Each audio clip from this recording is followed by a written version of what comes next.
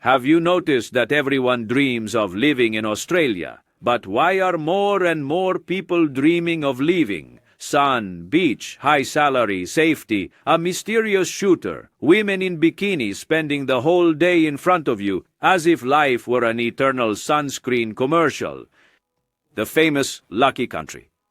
Now explain something to me, sincerely. If all this were true, why is the internet full of people saying that life here has become boring? And it's not because there's a lack of beaches, you see. It's because there's an abundance of boredom, an abundance of distance. And living here has become a luxury item. Like this woman who just passed in front of me, nice to look at, but impossible to afford.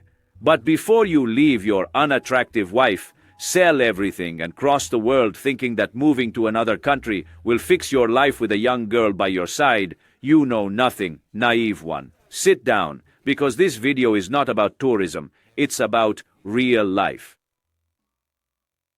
1. The Australian boredom. Dude, let's get straight to the point. The number one reason that always comes up when someone talks about Australia is always the same. Australia is boring. And before the comment police show up yelling, "Oh, but there are beaches." Calm down, breathe. Boredom is not a lack of scenery. Boredom is when life goes into repeat mode. When life goes into Control-C, Control-V mode. Now let me tell you something. Sunday 5:30 in the afternoon, the sun is damn beautiful.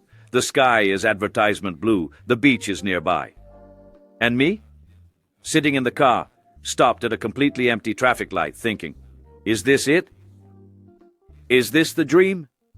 No bar calling, no friends sending a message, no plan coming up out of nowhere. Just me, the steering wheel, and a silence that's too polite, because the script here is usually this.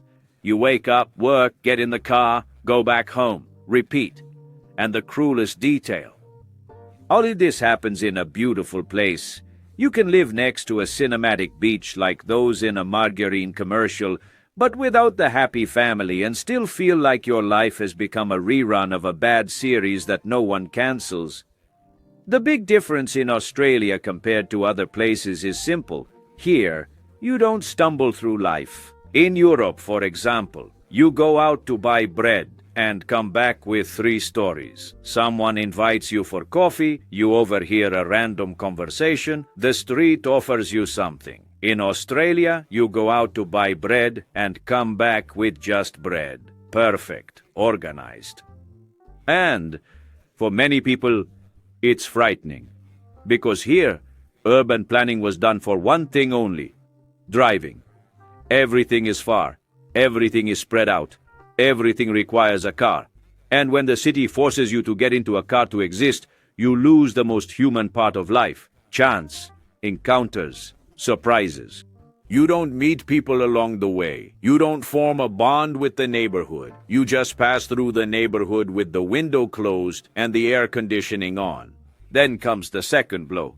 Making friends here can be difficult. Not out of malice, but because many people have had their social lives set for years. School, family, work.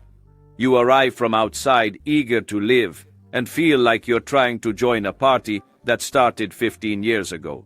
This comes up frequently in accounts. It's lonely. Everything is expensive and far away. I spend more time driving than living. And look at this beautiful irony. You are in a country full of people, and yet you feel alone. Because community is not just born from having people. It is born from having places for interaction. And third, it is not your home. It is not your work. It is where life happens effortlessly. Corner bar, square, neighborhood cafe, anything. And in many Australian suburbs, this simply doesn't exist. Either you consciously create your social life, or it doesn't emerge on its own. That's where the lazy diagnosis is born. This country is dead. Not dead, it's individualistic. For those who want silence, predictability, and stability, it's a dream. For those expecting lively streets, improvisation, intensity, people getting involved in your life without asking, the frustration is great. Because Australia doesn't give you chaos, it gives you comfort. And comfort without purpose turns into boredom. So the question is not whether Australia is boring. The question is, can you handle a life that doesn't challenge you? Or do you need noise to feel alive? 2. Culture without improvisation. Let me tell you right away before the crying starts. Oh, so Australia doesn't have culture? It does. And a lot. The problem is that here the culture doesn't confront you on the street. It doesn't pull you by the arm, like on Soy 6, if you know what I mean. It doesn't shout, "Hey, come live." Here it whispers, and if you don't pay attention, you miss it. In many places around the world, culture happens despite you. You just leave the house and bam, an impromptu show, market, crowded bar, conversation with a stranger, a plan that came out of nowhere. Not in Australia. Here you schedule your life. Want culture? Great. Open the calendar, buy a ticket, set a time, get organized. Damn it. And this changes everything in the day-to-day feeling, because Australian culture is really good, it's just not obvious. The food scene, for example, is amazing. One of the best in the world, easily. Asia, Europe, Middle East, all mixed in the same block as if it were normal. There are festivals, exhibitions, music, art, and sports until you're exhausted. And almost no one remembers this, but they should. The indigenous culture here is one of the oldest on the planet. Yes, the Australian Aborigines are the original peoples of the continent, present for more than 50,000 years. So, it's not a lack of content, it's a lack of showcase. None of this is happening on the sidewalk while you're passing by on your phone. If you don't look for it, it seems like it doesn't exist. In many countries, the city invites you. Here, it sits waiting for you to take action. And let's be honest, many people arrive exhausted, work all day, go home and expect life to show up on its own. Quick spoiler, it doesn't. Then comes the lazy diagnosis. This country is dead. It's not dead, it's individualistic. I've heard someone here having coffee saying, "Oh, but if I get sad, no one notices." Many people come thinking that Australia will offer the same social life as Europe, just with beautiful beaches, but it won't, not even close. Here, if you don't create your third place, you become an extra in your own life. Third place is simple. It's not home, it's not work, it's where social life happens naturally. Gym, sports club, surfing, climbing, volunteering, hiking, anything. In my case, my third place became a gym and surfing. That's where I meet people. That's where conversations start. Not at the corner bar, because to be honest, that corner bar, the way we imagine it, almost doesn't exist here. Australia favors those who move, who create routines outside the home, who get into action. Those who expect spontaneity get frustrated. And then this strange feeling arises. A country with everything, but that gives you nothing for free. Australia is not without culture, it is without an open stage. If you expect automatic intensity, you will call it boring. If you understand that life here is built, the experience changes completely, and this explains why two people living on the same street experience totally different Australias. So the final question is simple and uncomfortable. Do you want a country that pushes you into life, or one that gives you space and says, "Figure it out"? Because that answer, my friend, decides everything. And you? Do you prefer a city that happens on its own, or a life that needs to be scheduled? 3. A prison at the end of the world? Now let's move on to the most dramatic accusation of all. The one that always appears in forums, written in all caps, with anger and zero calm. Australia is a prison at the end of the world. Calm down. Breathe. No one here is watching the sunset behind bars, okay? But the feeling exists. So the right question isn't, is it a prison? It's, why does it feel like that to so many people? And then there's no denying it. Australia is far as hell. Really far. It's not just a figure of speech. In Europe, people change countries like changing metro lines. Here, if you think about visiting another country, you already start feeling tired just by opening Google Flights.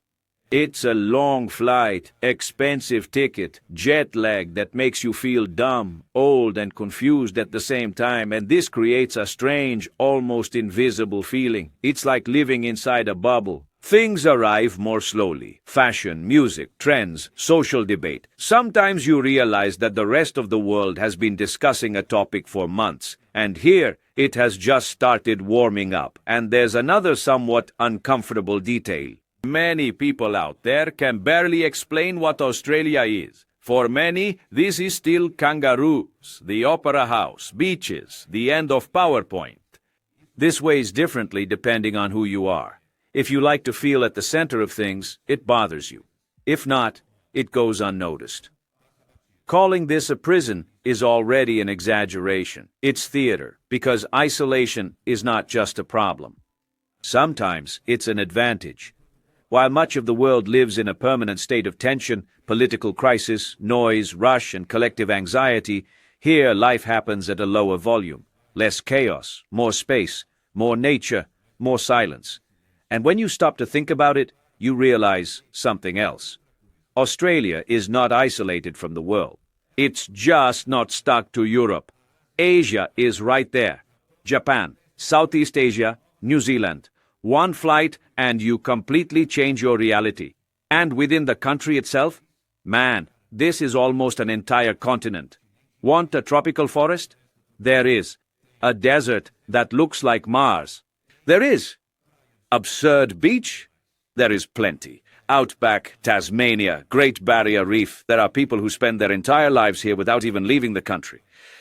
And even so, you feel like you've lived 1,000 different journeys. Australia is not a prison. It's premium isolation.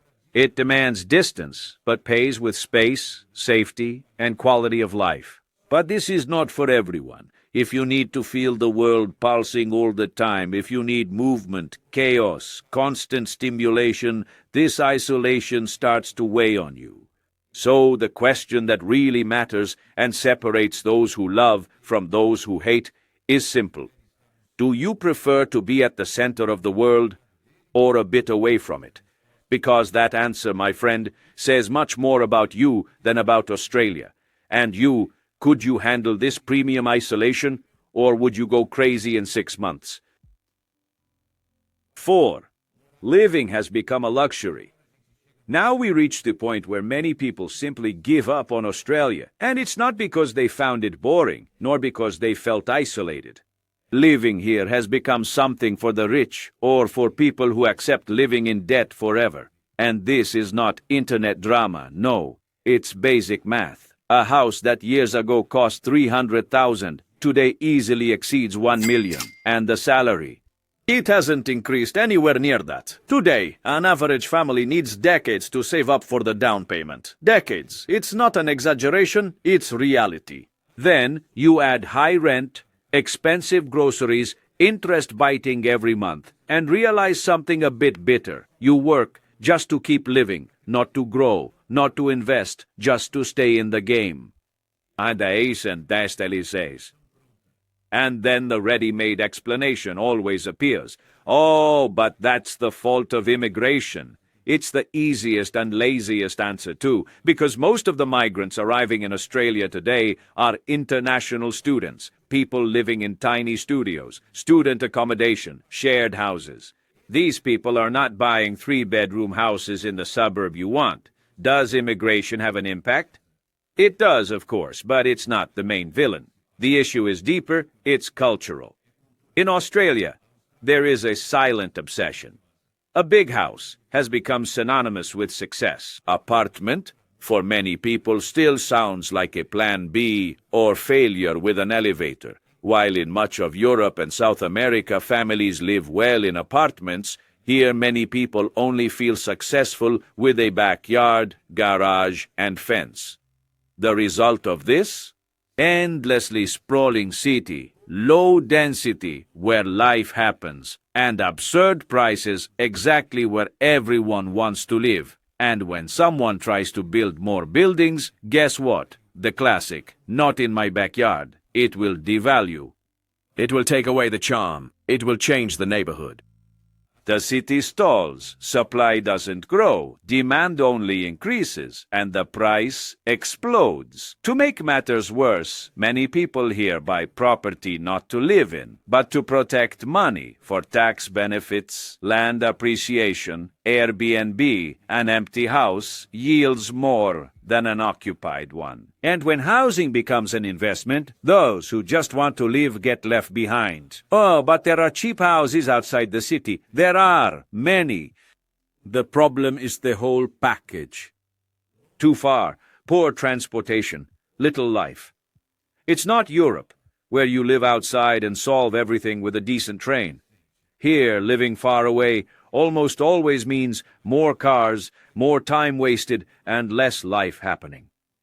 In the end, the Australian housing crisis is not a mistake.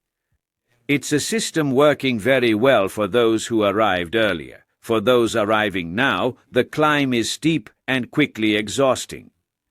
This explains why so many people look at Australia and think, man, maybe it's not worth it. So the question remains, simple and uncomfortable. Do you prefer to live in an incredible country without being able to put down roots, or live in a more chaotic place but feel that life is truly yours? 5. The price is high, the return not always. Now let's talk about the real villain of Australia. It's not kangaroos, it's not isolation, it's the bank statement. That moment when you look at the balance and think, okay, who stole my money? And the answer is simple. No one. It was just normal life. Let's be honest. Australia is expensive as hell. High rent, pricey groceries, eating out has become a birthday event. Coffee here is not a drink. It's a conscious financial decision. If you've lived in Southeast Asia or even parts of Europe, the shock is immediate. You look at the price and think, with this, in another country, I'd be living like a Maharaja. That's when the favorite theory of those who arrived excited and woke up poor is born.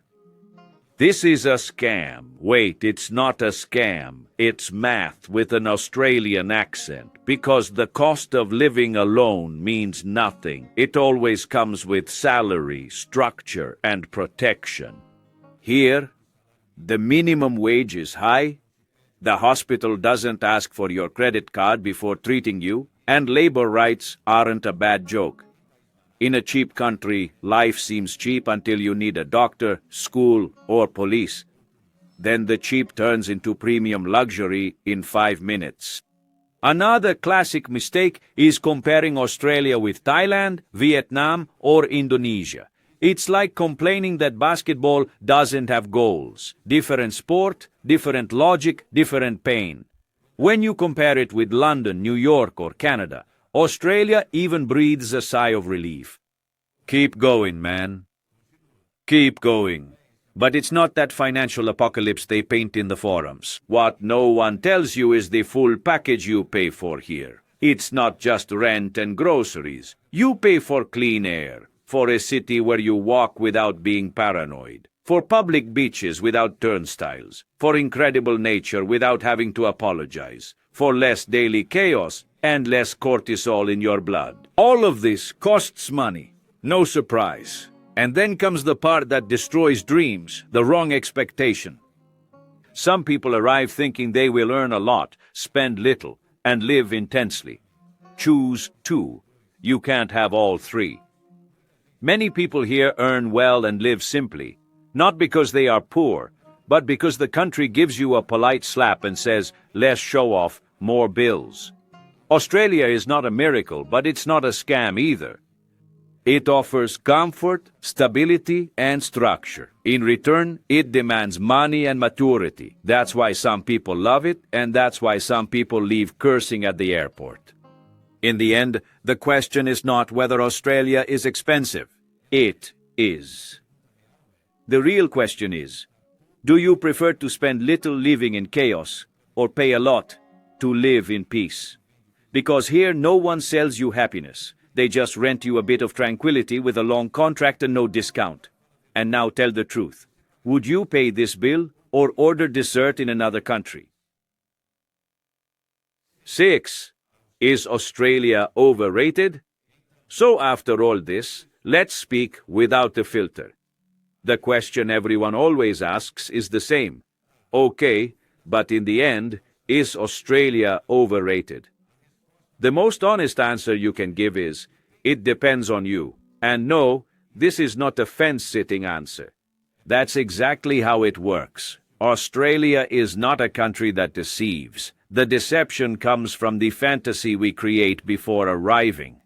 This is not a party country like Brazil, nor is it a country of chaos like India. It's not the place where you leave home and life embraces you on the street, invites you for a beer, and introduces you to someone interesting. Australia is the country of functionality, silence, and predictability. For many people, this is almost therapeutic relief. For others, it's suffocating. Some people arrive and think, wow, what peace. And some people arrive and think, my God, what emptiness. And both are right. Because Australia doesn't pull you to live, it gives you space. And space can be freedom, or can turn into loneliness. It will depend on what you do with it. Those who come seeking intensity, improvisation, constant human contact, surprise, lively streets usually don't last long. Those who come seeking safety, structure, organized routine, less mental noise, usually stay. That's why you see people saying, it's the best country in the world, and others leaving, saying it's overrated. In the end, it's not about Australia. It's about the moment in your life. So, before crossing the world thinking that a country will solve everything, it's worth asking a very sincere, almost uncomfortable question. Do you want more chaos or more peace? Because here, at least, there are no tricks.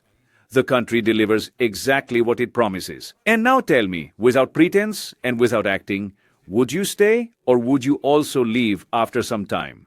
Oh, if this video made any sense to you, send it to that somewhat silly and deluded friend, and take the opportunity to check out this other intriguing place that's appearing on the screen now. Thanks for staying until now. See you in the next one.